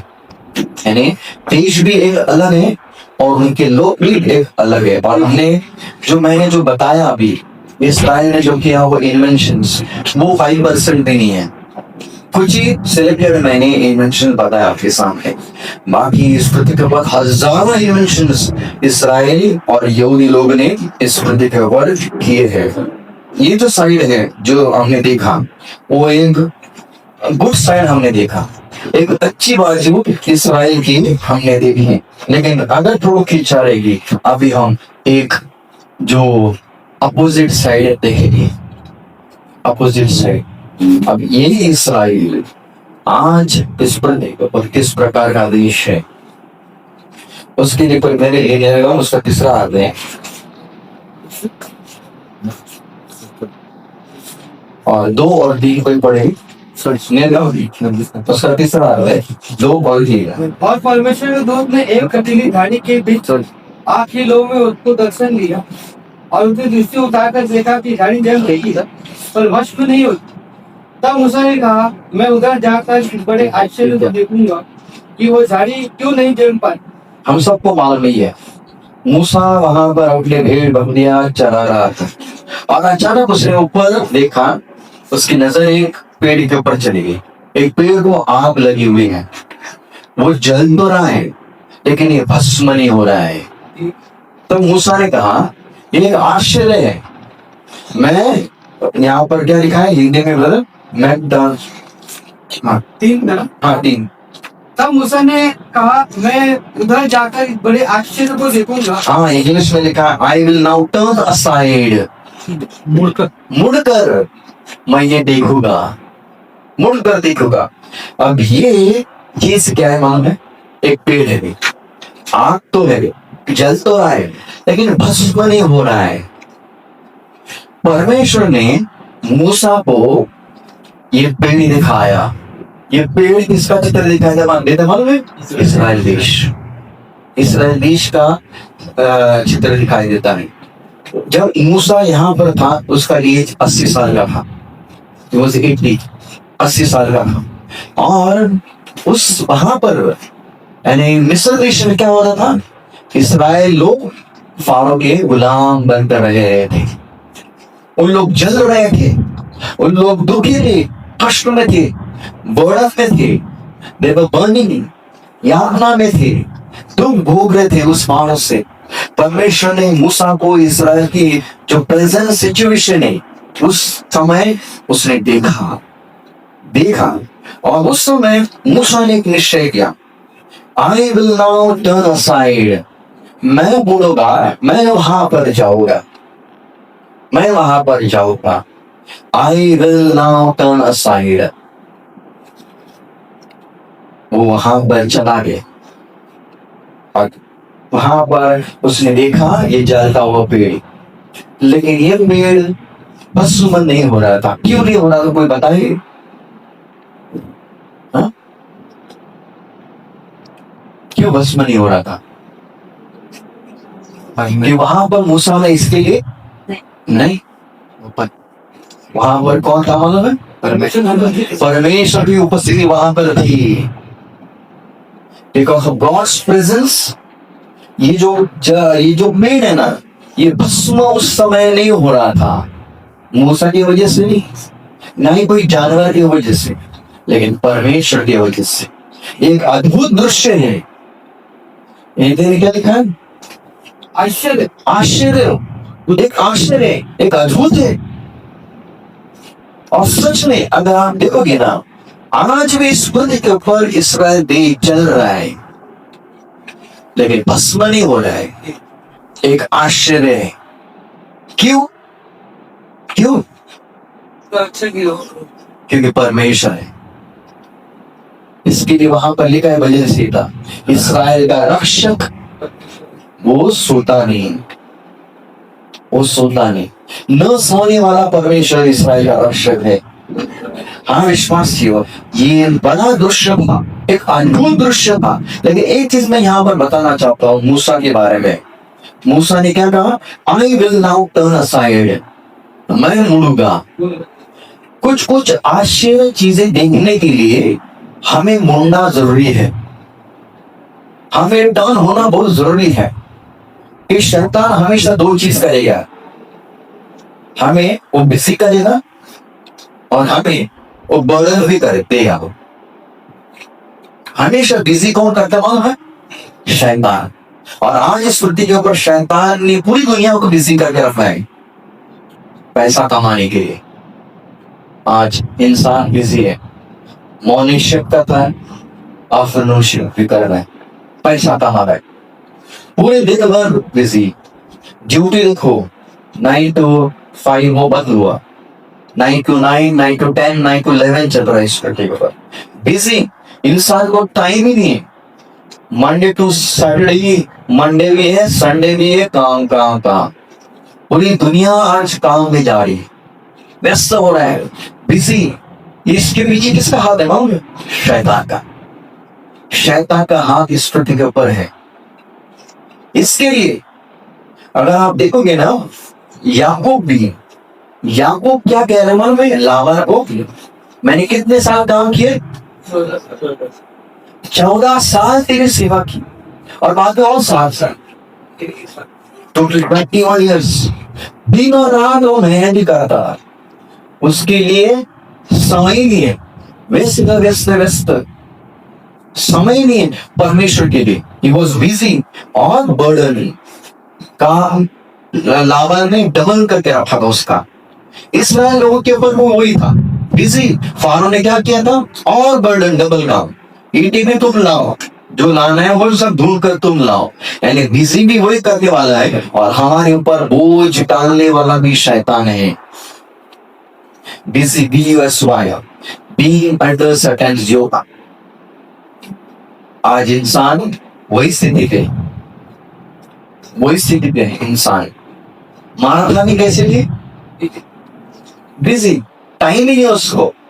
कोई किचन पे बिजी है, कोई काम के अंदर बिजी है, कोई दूसरी चीज के अंदर बिजी बिजी। ये शब्द इस पर लिखा हुआ है हर एक आदमी और औरत के मुंह से आपको मिलेगा शब्द बाहर निकलते हुए। और छोटे बच्चे भी आज बिजी है मोबाइल के ऊपर, उनको भी टाइम नहीं है, उन लोग भी बिजी। सब दुनिया के अंदर शैतान ने लोगों को बिजी करके रखा है और बर्डन भी दिया है। लेकिन मूसा ने कहा I will now turn aside, मैं मुड़ के देखूंगा। थोड़ा सा मुड़ो, थोड़ा सा टर्न हो जाओ। जब तक हम टर्न नहीं होंगे तब तक परमेश्वर की उपस्थिति के अंदर हम कभी नहीं जा पाओगे।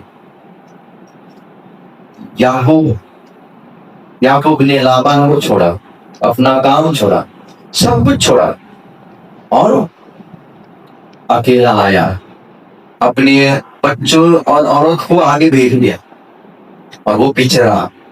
और जब वो पीछे रहा, अकेला रहा, तब परमेश्वर ने उसको दर्शन दिया। Be alone with the Lord. आज इंसान को समय नहीं है परमेश्वर के लिए, इंसान को समय नहीं है परमेश्वर की उपस्थिति में आगे आने के लिए, इंसान को समय नहीं है बाइबल पढ़ने के लिए। सबके लिए समय नहीं मिलेगा। अगर आप उपदेश उसका तीसरा अध्याय पढ़ोगे ना, वहां पर लिखा for everything there is time and season. सबके लिए समय है, मरने का समय, जन्म होने का समय, पत्थर मारने का समय, बड़ो वो सब तीसरा अध्याय, सबके लिए समय है। लेकिन मैंने वहां पर कभी पढ़ा ही नहीं है परमेश्वर के लिए समय। There is no time for God. आज घर की स्थिति वही है, सबके लिए समय, खाना खाने के लिए समय, नहाने के लिए समय, कपड़ा पहनने के लिए समय, सबके लिए समय है। लेकिन परमेश्वर के लिए समय ही नहीं। जब तक हम परमेश्वर के लिए समय देते नहीं, अकेले रहते नहीं, तब तक परमेश्वर की महिमा, परमेश्वर की अद्भुत सीक्रेट कभी हम सीखेंगे नहीं। इसके लिए हमारा कर्तव्य बनता है परमेश्वर के लिए समय निकालना। दिन में कम से कम 2-3 घंटे परमेश्वर के लिए जाना चाहिए। अगर हम 110 दे रहे तो 110 नया नियम में नहीं है, वो पूरा ओल्ड टेस्टामेंट पे सीख है। नए नियम में जितना हो सके हम दे सकते हैं। 110 देना कंपल्सरी नहीं है न्यू टेस्टामेंट में। लेकिन सिर्फ पैसे का नहीं, टाइम का भी। अगर टाइम लगेगा तो 2 घंटे 40 मिनट किसके लिए? परमेश्वर के। तो इतना हम दे दें क्या परमेश्वर को? इतना ही नहीं, 7 दिन में से 1 दिन परमेश्वर का है। 7 जो प्रभु का दिन है, जो प्रभु का है वो प्रभु को देना जरूरी है। प्रभु क्या है? वो दिन। कौन सा दिन है? पहला, हफ्ते का पहला दिन। हर एक व्यक्ति एज ए फैमिली कलीसिया के अंदर आना चाहिए। I will return aside. 6 दिन काम करो ठीक है, लेकिन पहले दिन, हफ्ते के पहले दिन I will now turn aside और कलीसिया में आना, प्रभु की संगति में रहना। यहाँ पर विश्वास मूसा ने ये सिचुएशन देखा, जल रहा है पेड़ लेकिन भस्म नहीं हो रहा है। क्यों? क्योंकि परमेश्वर की उपस्थिति यहाँ पर है, गॉड्स प्रेजेंस। इतना ही नहीं, अगर आप देखो मेरे ये और एक वचन कोई पढ़ेंगे, जॉन चैप्टर 21 वर्स 9।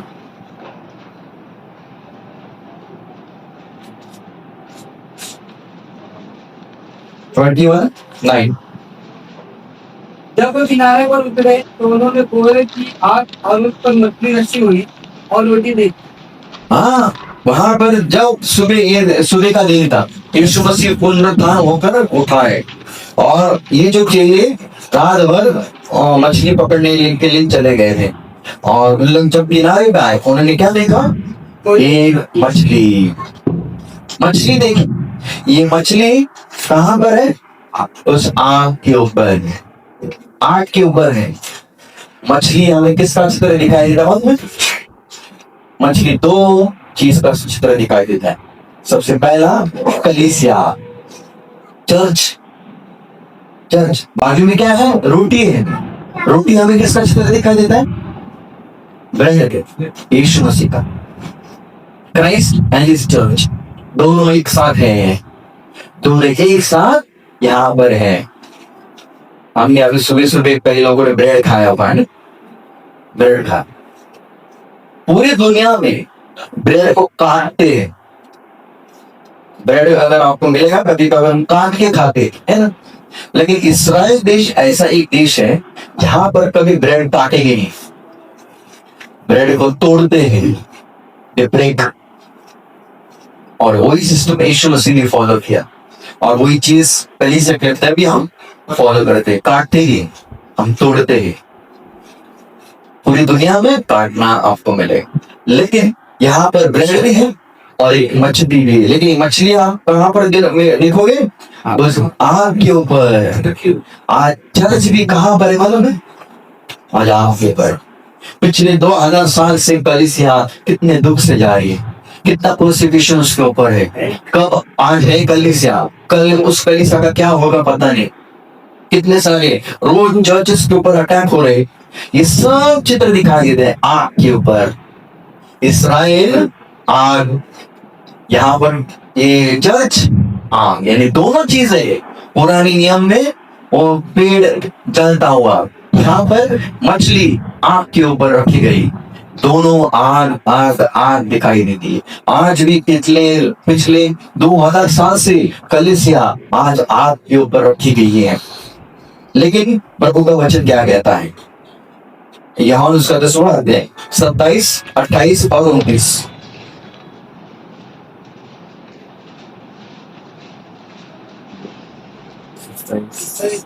27, 28 और 29। मेरी भेड़ें मेरी शब्द सुनती है, मैं उन्हें जानता हूँ। हाँ, ये कौन है? उसकी भेड़ें विश्वासी लोग, उसका चर्च है। आगे क्या लिखा है? मेरी शब्द सुनती है, मैं उन्हें जानता हूँ, और वह मेरे पीछे पीछे चलती है, और मैं उन्हें अनंत जीवन देता हूँ। वे कभी नष्ट न होगी। वे कभी नष्ट न होगे, कभी भी नष्ट न होगे। कलीसिया आज कितने भी आग में जाए, कितने भी आग में जाए, लेकिन कभी भी नष्ट न होगे। और आगे क्या लिखा? और कोई उन्हें मेरे हाथ से छीन नहीं ले, हाथ से कभी छीनेगा नहीं। ये मछली किसके हाथ में है? प्रभु यीशु मसीह के हाथ में है। वहां पर किसका प्रेजेंस था? परमेश्वर का प्रेजेंस। उस पहाड़ के ऊपर जो पेड़ जल रहा था, लेकिन यहाँ पर प्रभु यीशु मसीह, और वो भी जीवित प्रभु यीशु मसीह, क्योंकि अभी यीशु मसीह जीवित था, यहाँ पर मरा हुआ था, मरने से उठा हुआ था, रेजरेक्टेड वन यहाँ पर दिखाई देता है। ऐसा प्रभु यीशु मसीह के हाथ में ये मछली है। हाँ विश्वासी हो, दोनों जगह पे पुराने नियम में हमें इस्राएल का चित्र दिखाई देता है, और नए नियम में हमें ये चर्च का चित्र दिखाई देता है। लेकिन एक चीज है, दोनों के साथ परमेश्वर की उपस्थिति है। God with us, Immanuel. Immanuel, विश्वासियों पर भी डरना। भले आज हमारे ऊपर मृत्यु आएगा, भले हम कोई अटैक हमारे ऊपर करेगा, चर्च के ऊपर, प्रभु के लोगों के ऊपर, लेकिन कभी डरना मत, क्योंकि हम किसके हाथ में? प्रभु के हाथ में। और उस हाथ से कोई छीनेगा नहीं, कोई छीनेगा नहीं। इसके लिए मैंने कल भी कहा था, इस पृथ्वी के ऊपर कोई भी शक्ति तुम्हें मार नहीं पाएगी विदाउट हिज परमिशन। उसके परमिशन के बिना इस पृथ्वी के ऊपर कोई भी शक्ति हमें मार नहीं पाएगी। हाँ, जब समय आएगा तब इस पृथ्वी के ऊपर कौन सी भी शक्ति हमें बचा नहीं पाएगी, तब हम प्रभु के पास जाने वाले हैं। दोनों जगह पे वही है। लेकिन अगर आप देखोगे, इस्राइल इज बर्निंग, क्योंकि ये हमारा चर्च के बारे में विषय नहीं, इस्राइल के बारे में। लेकिन आज अगर आप देखोगे, इस्राइल इज बर्निंग, दोनों चीज में वही है। इसके लिए मूसा ने क्या कहा? तेरे समान कौन सा देश है? एम्पियर thou O Israel, who is like unto thee. तेरे समान कौन है?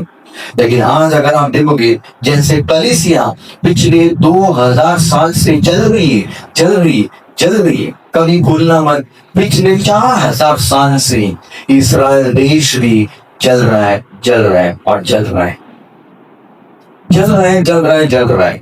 और कहां से उसकी शुरुआत हुई? पहले उत्पत्ति उसका 27वां अध्याय और 41 वचन तो मेरे लिए पढ़ेंगे। 27 वर्स 41। एसाव ने भी याकूब से अपने पिता की दिए हुए आशीर्वाद से कारण बैर रखा। बैर रखा, इंग्लिश में लिखा है Esau hated Jacob. Esau hated Jacob. यानी एसाव ने बैर रखा याकूब का। और हमने देखा कुछ साल के बाद में याकूब कौन बना? इस्राएल। यही से शुरू हुआ जलना। यानी इस्राएल का द्वेष कौन कर रहा है? एसाव कर रहा है, एसाव कर रहा है। हाँ विश्वासियों, इस पृथ्वी के ऊपर सबसे ज्यादा हेटेड नेशन, सबसे ज्यादा हेटेड लोग कौन है मालूम इस पृथ्वी के ऊपर? यहूदी लोग। 41 हजारों लोग आपको मिलेंगे इस पृथ्वी के ऊपर, लाखों लोग आपको मिलेंगे, कई देश आपको मिलेंगे जो इस्राएलों का और यहूदा लोगों का आज द्वेष करते हैं या हेट करते हैं, उनको हेट करते। किस प्रकार हेट? मुस्लिम लोग तो एक ही उनकी एक इच्छा है, वर्ल्ड कप से इस्राएल देश भाग जाए, इतना ही उन लोग करते हैं। कई ऐसे मिडिल ईस्ट के अंदर ऐसे स्कूल्स हैं, ऐसे पाठशाला है वहां पर जहां पर वो लोग वर्ल्ड मैप सिखाते हैं, लेकिन उस वर्ल्ड मैप में इस्राएल देश है ही नहीं। सिखाते हैं लेकिन वर्ल्ड मैप के अंदर इस्राएल देश है ही नहीं। वो लोग मानते हैं कि ये देश है ही नहीं, इतना ही करते हैं। कई पिछले 2 साल के पहले आपने देखा रहेगा किस प्रकार हमास ने इस्राएल के ऊपर अटैक किया, लगभग 5000 मिसाइल एक साथ उन्होंने डाल दी। उसके बाद में एक औरत ने टेस्टिमनी दी, एक मुस्लिम लेडी थी, उसने कहा मैं एक प्राउड वुमन हूं, मुझे गर्व है कि मेरा बेटे ने 10 यहूदी लोगों को मार दिया और खुद शहीद हुआ, क्योंकि मैंने उसको बचपन से ट्रेनिंग दिया था, जब तू बड़ा होगा तेरी एक ही इच्छा है रहेगी कि तू कम से कम 10 लोगों को मारा, यहूदी लोगों को। वो उस प्रकार सिखाते आज अपने बच्चों को। The hated people on this planet Earth is Israel, यहूदी, Jewish people। विश्वासियों, हम कैसे बोल सकते? यहूदी लोग इतना बड़ा पूरी पृथ्वी के ऊपर एक आशीष का कारण है, एक ब्लेसिंग का कारण है। कितनी बड़ी बड़ी चीजें हमने देखी और शुरुआत से हमने देखा एसाव ने इस्राएल का यानी याकूब का द्वेष किया और वो शुरुआत से वहीं पर हुआ, वहीं से। और आज अभी भी इस पृथ्वी के ऊपर दिखाई देता है एसाव ने याकूब का द्वेष। बाद में हगार का जो बेटा इश्माइल आज अरब कंट्रीज है ना, वो कहां से निकले? मालूम है? इश्माइल से निकले हैं। सबसे बड़ा प्रॉब्लम क्रिएट करने वाली औरत कौन है मालूम है? अगर सारा परमेश्वर ने शुरुआत में उत्पत्ति में कहा था मैं मुझे बेटा दूंगा। अब्राहम कहा 1 साल 2 साल 3 साल होते चले गए, 10 साल हुए, बेटा ही नहीं। क्या ये परमेश्वर बेटा कहां से मिलेगा? कैसे मिलेगा? कब मिलेगा? तूने मुझे प्रॉमिस किया। सारा सोच में कैसे होगा? आखिर में सारा आई अब्राहम के पास। मुझे डाउट है कि परमेश्वर मुझे मेरी ओर से बेटा देगा। एक काम कर, तू मेरी दासी के पास जा, हगार के पास जा, और शायद परमेश्वर वहां से बेटा देगा। और बेचारा अब्राहम ने अपनी मिसेस का सुना और वहीं पर वो फंस गया।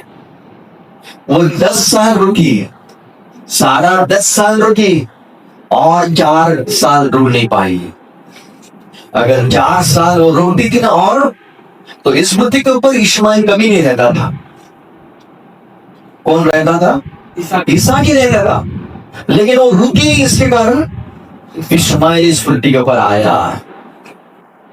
कभी कभी इंसान को भी सब कुछ जल्दी चाहिए, इंस्टेंट चाहिए, है ना? इंस्टेंट नूडल्स, इंस्टेंट कॉफी चाहिए, इंस्टेंट टी चाहिए, इंस्टेंट खाना फूड चाहिए, और आजकल वही मिलता है। थोड़ा वेट करो। बाइबल भी कहता है, think that wait upon the Lord shall renew the strength। बाहर जोते रहो, क्योंकि जब उस पर उसका पहला अध्याय अगर आप पढ़ोगे ना, वहां पर परमेश्वर का एक गुण दिखाई देता है, गॉड वेटेड। परमेश्वर चाहता तो सब कुछ एक ही दिन में बना सकता था, लेकिन परमेश्वर ने वैसे नहीं किया। एक चीज बनाई, गॉड वेटेड। शाम हुआ, बाद में सुबह आया, बाद में वापस परमेश्वर बोला, दूसरे दिन में दूसरी चीज, तीसरे दिन में तीसरी चीज, ऐसे परमेश्वर 6 दिन करते रहा। God waited. यानी परमेश्वर का एक गुण है, स्वभाव है रुकने का, ताकि इंसान को सब कुछ जल्दी चाहिए, इंसान को रुकना नहीं चाहिए। कभी वेट, अरे ट्रेन अभी भी नहीं आ रही, ट्रेन अभी भी नहीं रही। आज इंसान जल्दबाजी में, अगर आप देखोगे ना सिचुएशन, रेलवे प्लेटफॉर्म पे आप जाओगे ना, लोग दौड़ते हुए मिलेगा आपको। क्या पकड़ने के लिए? ट्रेन पकड़ने के लिए। बस स्टॉप के उधर जाओगे, लोग दौड़ते हुए मिलेंगे बस पकड़ने के लिए। ऑफिस के नीचे देखोगे, लोग दौड़ते हुए मिलेंगे आपको ऑफिस पहुंचने के लिए। चर्च के बाहर कभी दौड़ते हुए लोग मिलेंगे ना चर्च में जाने के? नहीं मिलेंगे।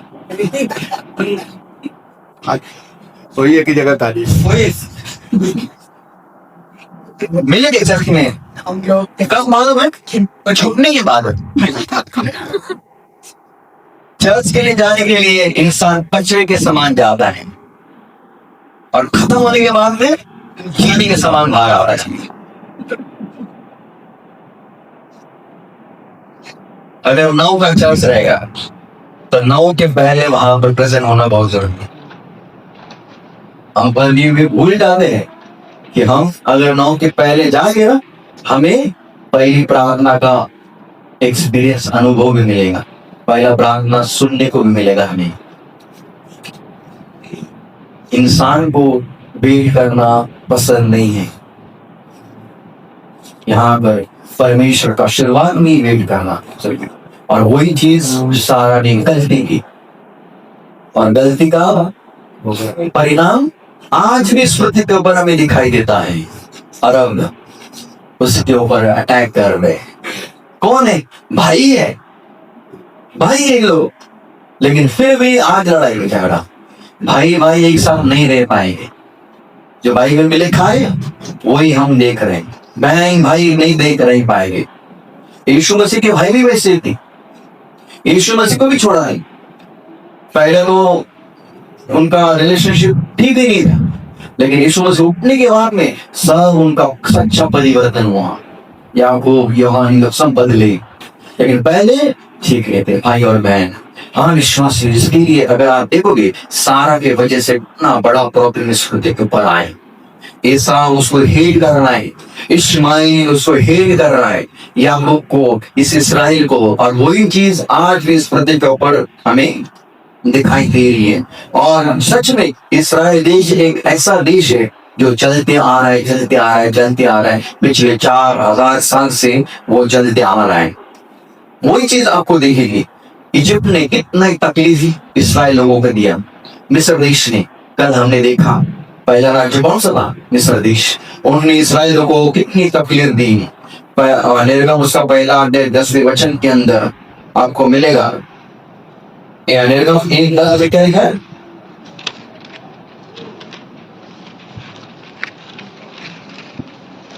इसलिए आओ हम उनके साथ बुद्धिमानी से बर्ताव करें। बुद्धिमानी से बर्ताव करें। डील, इंग्लिश में लिखा let us deal wisely with them.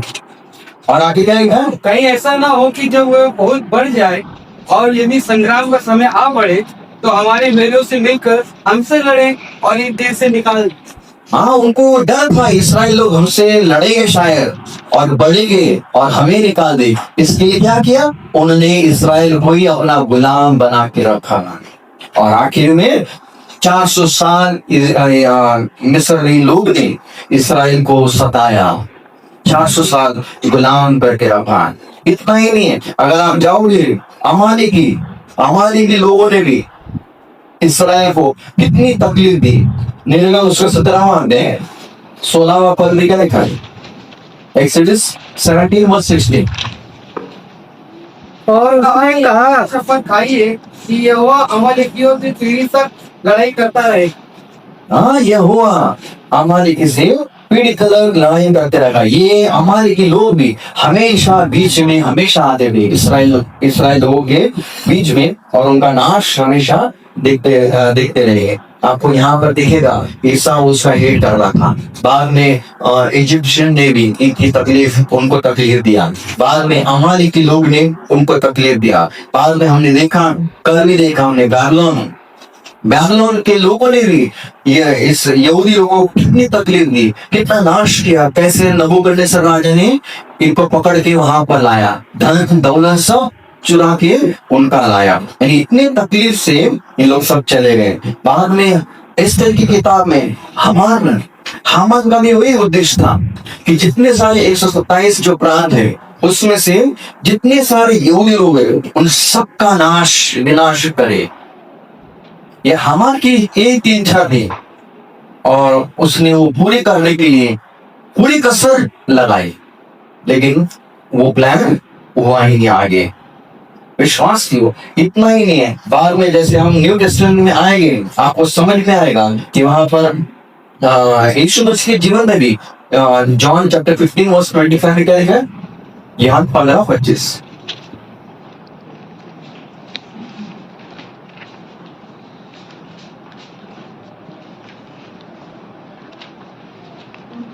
ये हुआ ये वचन पूरा हो जो उनकी वार्ता में लिखा है, उन्होंने मुझसे व्यर्थ बैर किया। इंग्लिश में लिखा है they hated me without a cause। कौन बोल रहा है? प्रभु मसीह। इन्होंने मुझसे ऐसी व्यर्थ बैर किया। यानी यीशु मसीह कौन था? खुद एक यहूदी। लोग उसका भी द्वेष करते थे, उसका भी हेट करते थे। अगर यीशु मसीह का हेट किया तो हमारा क्यों नहीं हेट करेंगे लोग? इसराइल यहूदी लोगों का क्यों ना करे?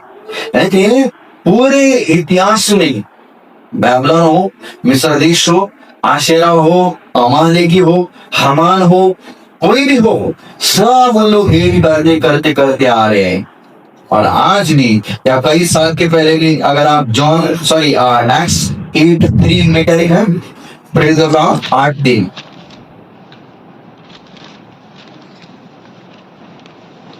परंतु साउल घर घर जाकर कलीसिया को उजाड़ने और स्त्री पुरुषों को घसीट कर बंदी गृह में डाल दिया। साउल एक ऐसा बुरा व्यक्ति उस समय था, वही काम करता था। मसीह लोगों को पकड़ के लाता था, मारता था और उनका नाश करता था। यही उसका काम, और ये काम आज भी इस पृथ्वी पर हो रहा है, कलीसिया के लिए और यहूदी लोगों के लिए भी। लोग आज यहूदी लोगों का द्वेष कर रहे, और ये नई चीज नहीं है, क्योंकि इनके पीछे कौन है? शैतान है। इसके लिए आज जो परमेश्वर के चुने हुए लोग हैं, परमेश्वर का चुना हुआ देश है और परमेश्वर के चुने हुए लोग हैं, उनका वो द्वेष कर रहा है। और आगे आने वाले दिनों में भी वो द्वेष आगे और बड़ा होने वाला है और बढ़ते ही रहेगा द्वेष। इसके लिए विश्वासियों हमारा कर्तव्य बनता है, इस्राएल को कभी द्वेष कभी करना मत। एक यहूदी व्यक्ति आपको मिलेगा, कभी उसको गाली मत देना, कभी उसको हेट मत करना, उनको आशीष करना। बाद में देखने वाले हैं किस प्रकार हमें आशीष मिलता है।